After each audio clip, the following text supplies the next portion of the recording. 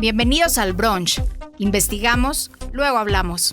Una producción de Mexicanos contra la Corrupción y la Impunidad. ¿No tuviste tiempo de leer las noticias más importantes sobre corrupción e impunidad? No te preocupes, en este podcast te contamos en pocos minutos todo lo que debes saber para mantenerte en la conversación y estar bien informado. Soy Lucia Vergara, directora de comunicación de Mexicanos contra la Corrupción, y hoy sábado 8 de agosto te cuento lo más importante de la semana. Hablaremos de la política de seguridad y del aumento histórico en la compra de armamento por parte de la Secretaría de la Defensa Nacional, de los nuevos debates sobre libertad de expresión y los límites entre la regulación y la censura. También revisaremos la relación entre el Estado y las grandes corporaciones, a partir de la batalla jurídica que la industria de alimentos y bebidas ha librado contra las políticas de salud pública. Y cerramos con un conflicto que enfrenta desarrollo económico, protección ambiental y los derechos de los pueblos indígenas en Topolobampo. Así que, ¿ya tienes tu café o mimosa lista? Disfrútala y acompáñanos, porque el brunch de hoy viene acompañado de transparencia, defensa, libertad de expresión y del territorio. Hoy comenzamos el brunch con un tema que cambia el sabor del debate público desde el primer momento. Durante años, la política de seguridad estuvo marcada por el lema de abrazos no balazos. Comenzó durante el sexenio de López Obrador, pero ha continuado durante el mandato de Claudia Sheinbaum. Sin embargo, una vez más los datos cuentan otra historia. Esta semana en Mexicanos contra la Corrupción y la Impunidad publicamos que la Secretaría de la Defensa Nacional disparó sus compras de armamento en el extranjero. A partir de 2023, las importaciones de armas y municiones crecieron 285% y alcanzaron su nivel más alto durante el primer año completo del gobierno de Claudia Sheinbaum. Más de la mitad de ese arsenal provino de Estados Unidos e Israel, dos países que, en conjunto, suministraron armamento por más de $168 millones. ¿Qué explica este incremento? ¿Qué implicaciones tiene para la política de seguridad y qué revelan los documentos oficiales? Para ayudarnos a entender esta investigación, hoy nos acompaña la periodista Verónica Ayala. Te escuchamos.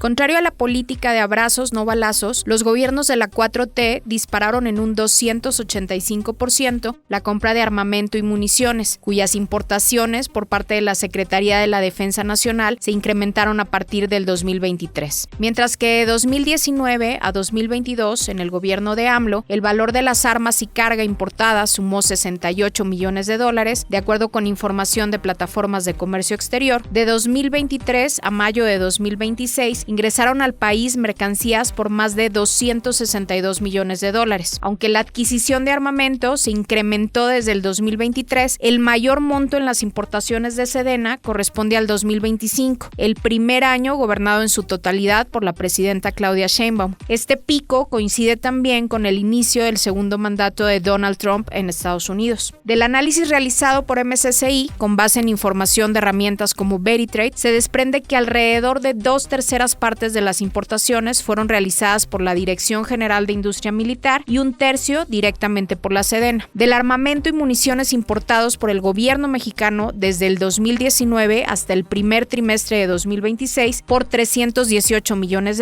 más del 70% corresponde al rubro de armas de fuego, cortas y largas, armas de guerra y partes esenciales para su funcionamiento, y un 22% a cartuchos o carga de distintos calibres. La mayor parte del armamento y municiones importadas por el ejército mexicano hasta marzo pasado, el 52.89%, provino de Estados Unidos e Israel, países de origen que en su conjunto suministraron arsenal bélico por un valor superior a los $168.2 millones.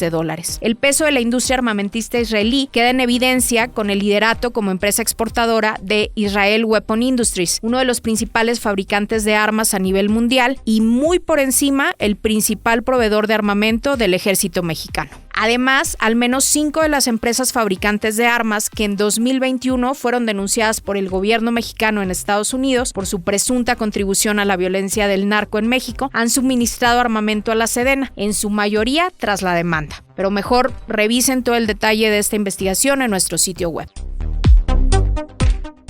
Muchas gracias, Vero, por compartir estos hallazgos y ayudarnos a entender lo que dicen y también lo que no dicen las cifras oficiales. Y si continuamos hablando de las decisiones del Estado, vale la pena pasar a otro tema donde la discusión gira en torno al uso de las palabras. Porque en una democracia la libertad de expresión también se pone a prueba cuando cambian las reglas del juego.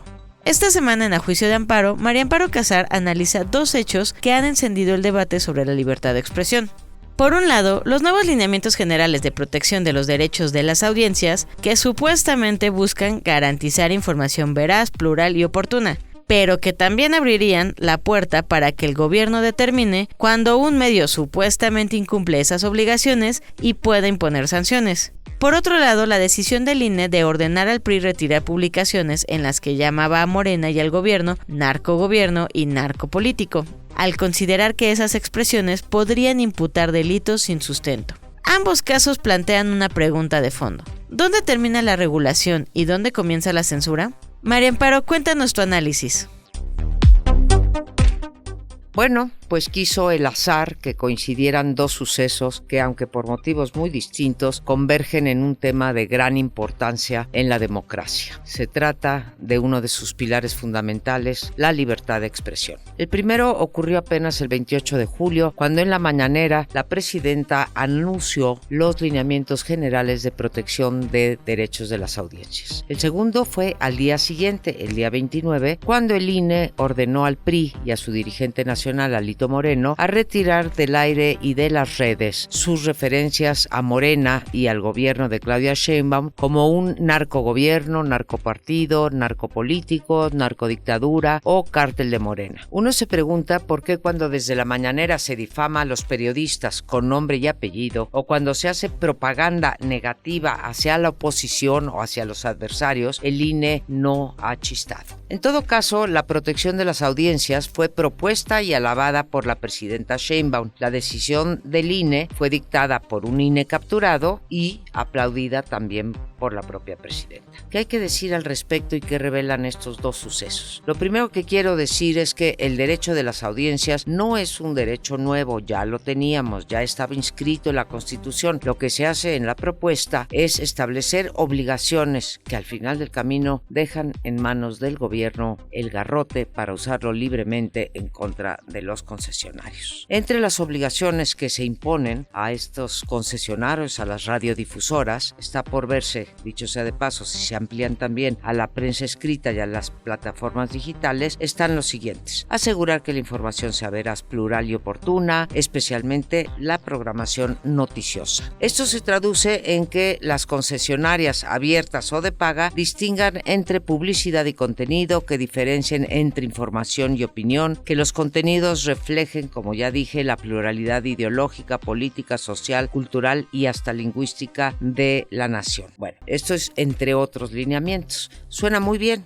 aunque muchas de estas obligaciones, primero, ya están inscritas en la Constitución y después son básicamente incumplibles, porque quien decide qué es verdad y qué no lo es, qué es opinión sustentada en hechos y qué no lo es. Todas estas son obligaciones y exigencias para los medios y sus participantes, no tanto para las audiencias. Suena bien, aunque muchas de estas obligaciones son incumplibles. Todas estas son obligaciones y exigencias para los medios y sus participantes más que para los usuarios de estas. Lo que no se divulga es que los funcionarios gubernamentales serán quienes decidan el incumplimiento de la norma y las acciones correspondientes. Una oficina que le responde a la presidenta y solo a la presidenta será el que opere los lineamientos, el que decida si se está cumpliendo con la norma y finalmente el verdugo. El objeto de los lineamientos entonces no es el radioescucha, no es la audiencia, es en realidad el medio, la radio y la televisión. El rechazo ha sido prácticamente generalizado, con argumentos desde luego, salvo por el oficialismo que insiste en que no hay censura y nos reta a todos los periodistas a que digamos a qué medio se ha censurado. Lo mismo hizo Morena en un comunicado acusando a los actores políticos y mediáticos de construir una versión falsa sobre esos lineamientos y presentarlos como censura. No es el caso. Estos actores políticos y mediáticos hemos sustentado que en México se ha reducido la libertad de expresión. ¿Por qué? Porque la censura no es nada más que cierren un medio o que corran a un periodista de ese medio. La censura es cada vez mayor en México y genera además una autocensura por posibles represalias. ¿Cuáles son estas elementos de la censura que veo, pues arremeter en efecto contra los periodistas, además de propiciar, como digo, su propia censura, llamar a no ver un canal de televisión como TV Azteca, también eso es censura, entregar publicidad discrecionalmente también es censura, dañar la reputación de los comunicadores sin las benditas pruebas a las que tanto aluden, ordenar auditorías, acosar judicialmente a los periodistas, retirar el carácter de donatarias a organizaciones de la sociedad civil por evidenciar la corrupción, revelar datos personales para inhibir el apoyo a causas sociales, negar protección efectiva a tantos y tantos periodistas secuestrados o asesinados y ocultar información pública para proteger los intereses de la clase gobernante. Todo esto es censura. Los organismos internacionales que miden la democracia y la libertad de expresión lo han confirmado. México ha caído 5 lugares para colocarse en el lugar 18 de 23 países de América Latina y el Caribe. Recibimos en México un puntaje de solo 35 sobre 100, que equivale a una alta restricción de la libertad de prensa, incluso, aunque usted no lo crea, por debajo de Haití, Cuba, Salvador, Venezuela o Nicaragua. Muchas gracias, María Amparo, por ayudarnos a poner estos acontecimientos en perspectiva. Y de la responsabilidad del Estado para proteger derechos, pasamos a otro terreno donde el interés público y los intereses privados llevan años enfrentándose: la salud. Una investigación de Quinto Elemento Lab documenta la aparente contradicción entre el respaldo público de la presidenta Claudia Sheinbaum a Coca-Cola durante un acto previo al Mundial de 2026 y el historial de litigios de la empresa contra diversas políticas de salud pública impulsadas por el gobierno de Morena. Entre 2010 y 2025, la industria de alimentos y bebidas promovió 239 demandas para impugnar regulaciones sobre productos ultraprocesados. 193 de ellas ocurrieron en México. Mientras las autoridades defienden estas medidas como herramientas para proteger la salud, la empresa continúa impugnándolas en tribunales. ¿Qué nos dice este largo litigio sobre la relación entre el poder económico, regulación y políticas públicas? Para explicarnos este tema nos acompaña Kenia Velázquez de Quinto Elemento Lab. México, el campo de batalla de la industria de alimentos ultraprocesados, es una investigación que realizamos Quinto Elemento Lab, Lighthouse Reports y una alianza de medios internacionales. El tema es que nuestro país es el escenario donde se libra la mayor cantidad de demandas legales del mundo contra las políticas de salud alimentaria. Entre 2010 y 2025, refresqueras y empresas de comida chatarra promovieron 239 demandas en México, Estados Unidos, Reino Unido, India, Brasil y Colombia para tratar de frenar o modificar leyes que buscan protegerlos. Estas demandas suman casi 600 años en tribunales y el 80% de todas se litigaron en México. Coca-Cola encabeza la lista con 24 demandas presentadas por sus embotelladoras. Le siguen Pepsi con 17, pero otras de las marcas más famosas de este tipo de productos también se sumaron. ¿Y contra qué pelean? Bueno, principalmente contra el etiquetado frontal de advertencia. Esos sellos negros octagonales que ustedes ven en los empaques y que alertan sobre el exceso de azúcar, grasa, sodio o calorías. El 80% de los amparos presentados en tribunales mexicanos fueron por esa causa. Y a pesar del embate, la mayoría de esos litigios los ha perdido la industria. De 193 demandas documentadas en México, 154 fallaron a favor del interés público. Solo 2 beneficiaron a las empresas. Entonces, ¿por qué siguen demandando si saben que van a perder? Y bueno, esto según los expertos que entrevistamos, litigar cumple otra función. Retrasa la entrada en vigor de leyes y manda una advertencia a otros países. Les muestra que regular también significa exponerse a años de juicios. Algo que nos llamó la atención al hacer esta investigación es que mientras estas empresas litigan contra el gobierno mexicano, también construyen una relación cercana a él. En marzo, a espaldas de la presidenta Claudia Sheinbaum, apareció el logotipo de Coca-Cola durante varios minutos en una de sus conferencias matutinas en un anuncio relacionado con el Mundial. Y esto ocurre mientras ha sido justamente los gobiernos de su partido los que impulsaron las regulaciones más ambiciosas contra la industria, el etiquetado frontal, la prohibición de vender ultraprocesados en escuelas y el aumento del impuesto a los refrescos. También encontramos documentos que muestran cómo empresas como Nestlé y Jumex presionaron a proveedores y a aliados comerciales para frenar el etiquetado. antes de que entrara en vigor. Muchos de los argumentos utilizados en los juicios y en los procesos administrativos no solo carecían de sustento científico, sino que algunos rayaban el absurdo, como los que señalan que en ciertas zonas es más seguro tomar refresco que agua o que las bebidas azucaradas no tienen ningún vínculo con la obesidad. En el reportaje hablamos de cómo el impuesto a las bebidas azucaradas ha perdido fuerza frente a la inflación y hoy representa una fracción pequeña de lo que recomienda la Organización Mundial de la Salud, y también sobre los casos que llegaron hasta la Suprema Corte y el fenómeno de las puertas giratorias, que es cuando funcionarios que pasan de la industria al gobierno y viceversa.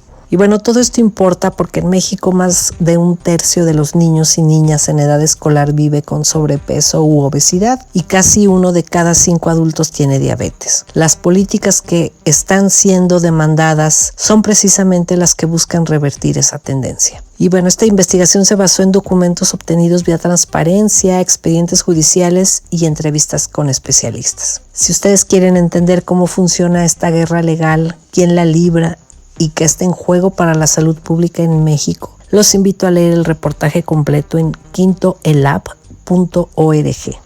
Hasta luego. Muchas gracias, Kenia, por compartir esta investigación tan importante para todas y todos. Y antes de terminar este brunch, cerramos con una historia que nos recuerda que las grandes disputas por el desarrollo también pasan por el territorio, el medio ambiente y las comunidades que lo habitan. Topolobampo es mucho más que una bahía. Es territorio del pueblo indígena Yoreme y del humedal Ramazar de importancia internacional.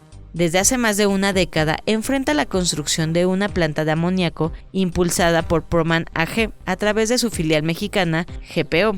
La promesa ha sido fortalecer la soberanía alimentaria. Sin embargo, esta narrativa difícilmente resiste el contraste con los propios documentos de la empresa.